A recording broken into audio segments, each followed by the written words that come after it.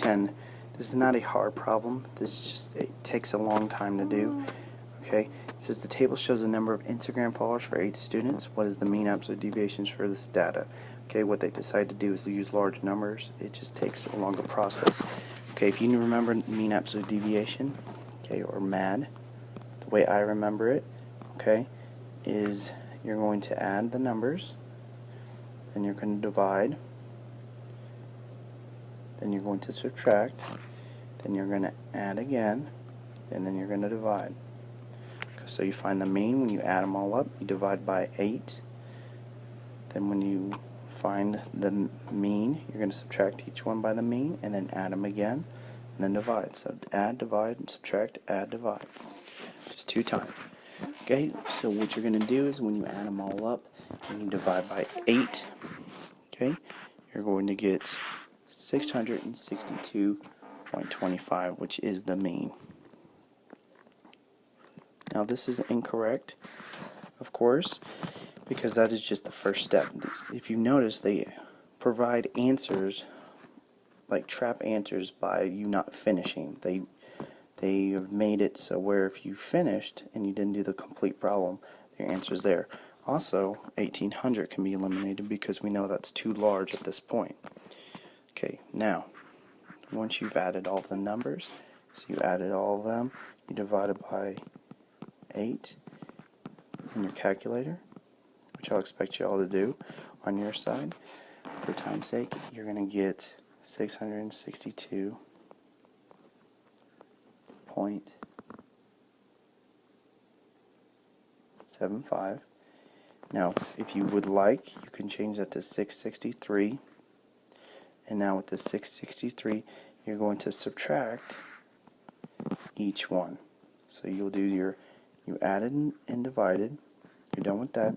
Now you're going to subtract each one by 663 minus, and then in these numbers you're going to maybe have to change them so it comes out as positive answers. You only want positive answers. So positive answers, no negatives.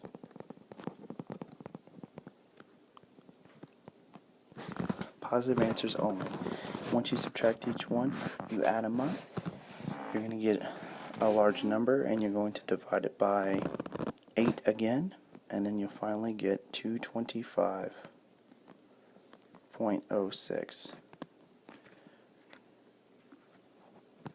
That's it, and that's your answer. So again, mean absolute deviation, you're going to add and divide, so you're going to find the normal average. You're going to find that it was 662.75. Once you find that, you're going to subtract each one by, let's round up to 663, and then divide by 8 again, and you'll get 225.06. These numbers are, mean absolute deviation is usually not the largest number. Don't quote me on that because you never know in the real ACP, but it's usually not the largest number. But be careful when you do these problems and not to just stop at finding the mean. So you have to go, you find the mean once, and then you find it again. Alright, so number 11 on the practice ACP. So number 11 practice ACP is just saying you have a figure reflected across the y-axis to create a new image, which rule describes the transformation. It's not asking you to create the image, so there's no reason to. This actually should be a very quick problem.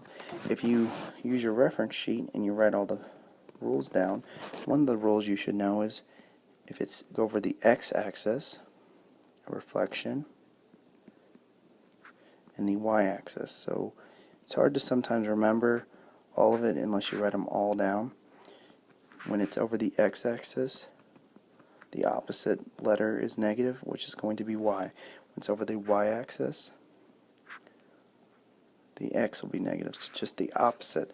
That's all it's saying. So the opposite letter is going to be negative. So in this case, it's saying the y-axis. So that's going to leave me, looks like A is a kind of a rotation.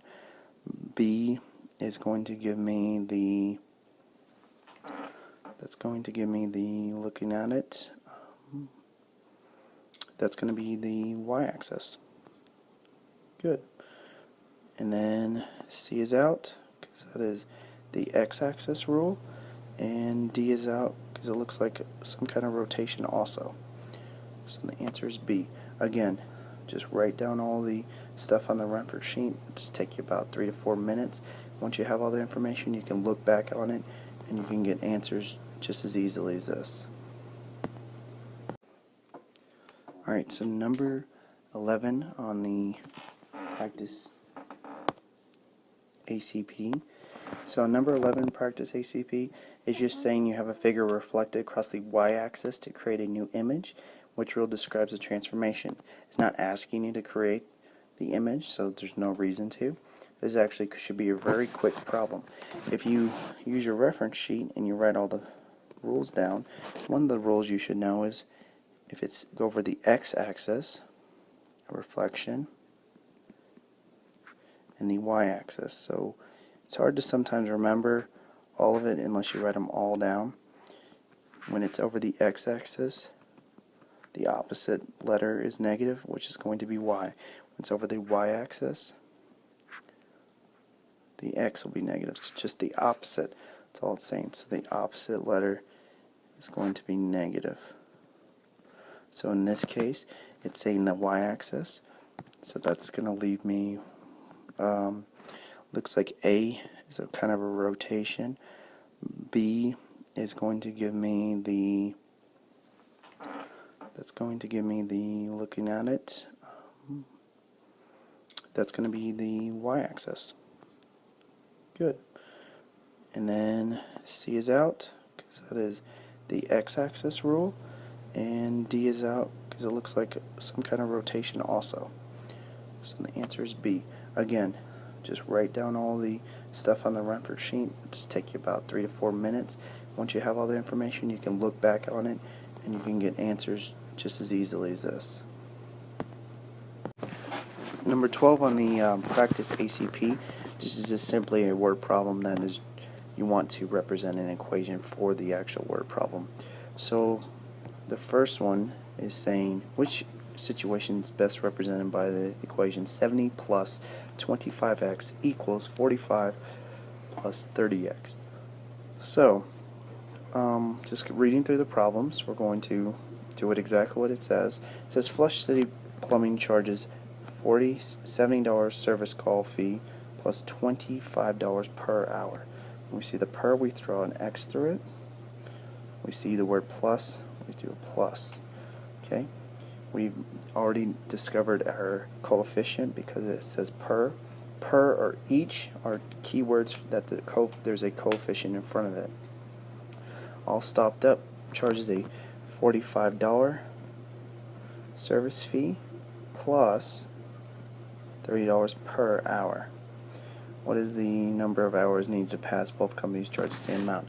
So when I've done this, I'm going to write out exactly left to right, reading it left to right, exactly what I have. I'm going to do that for each problem unless I get the answer beforehand. So I'm going to do 70 plus 25 per an hour. All stopped up charges $45 plus $30 per hour. And I'm going to set them equal to each other because they want the word same. It's my signal that they're the same, or an end-solve problem as people think. Now I don't need to use end-solve because it didn't ask me to solve for the x. Now we have 70 plus 25x equals 45 plus 30x. Now this is a nice problem because the first answer choice is the exact equation. I would not need to look at all the other answer choices because that's exactly right. If you're unsure about yourself, yes, check the other answer choices, but if you get the answer right off the bat, there's no need to read the rest unless you're unsure of your choice. So again, 70 plus 25x equals 45 plus 30x. Question number 13 on the practice ACP. This question here just talks about Zahara running some laps. Okay, may be helpful to identify my x and my y if you want. Okay, the minute X is my independent variable, my lapse is dependent. Remember, time is always independent, okay, and the Y is an independent or dependent on what happens. Okay, in this case, the more time he's given, the more lapse he should have, which makes total sense. Now, which statement describes a rate? If I see the word rate, I want to draw 1, because unit rate is when we want what happens at 1. So when I'm at 1, my x is at 1 because it's y over x, direct variation, y over x. Okay, unit rate. What we have here is when I'm at 1, what is my y at? That's what they're asking me. So let's look at the answer choices. So Harry runs 20 laps per minute. 20 is up here, so that is out. So Harry runs 4 laps per minute. Okay, that's if you ran 2. So that's out. So Harry runs 2 laps per minute. So 2 laps per minute is right here. So that's exactly right, because this is B2 and that's my 1. And then if it says 1 lap per minute, it's actually in between 4 and 0, and the halfway point is 2, not 1. So my answer is C. Alright, so question number 14 says, which function is represented by this graph? So it's a function because if we did a vertical line test, it would go through exactly one point. So we know it's a function. Now, says we're just going to look at the numbers and we're going to just it's going to tell me which one makes sense. What I like to do, and you should too, is I would first go through my y-axis, so right here, and see where it's intersecting, which is right there at 3. So when we put in y equals mx plus b form, slope-intercept form, our b, which is our y-intercept, has to be 3. So we know that the two answer choices automatically can eliminate our F and H. Now, when we look at the answer choices, we're going to see that you have -2. Okay, remember when it's -2, it's also over 1. Okay, you may not notice that. That means down 2 over 1. Okay, and then you have -1/2, which means down 1 over 2. Okay, so what we're going to do is we're going to figure out which one of those two makes sense. Let's start it where I started my 3. I'm going to go down 1. So down 1 over, let's see if I can do that easier. So down 1 over 1, or over 2. Sorry, down 1 over 2. Again, down 1 over 2. So the only answer that would make sense in this case is going to be J. Alright, so keep on going. Keep it up. Question number 15 on the practice ACP. Saying quadrilateral ABCD is reflected across the x-axis to create quadrilateral A prime, B prime, C prime, D prime. Which algebraic rule describes the transformation?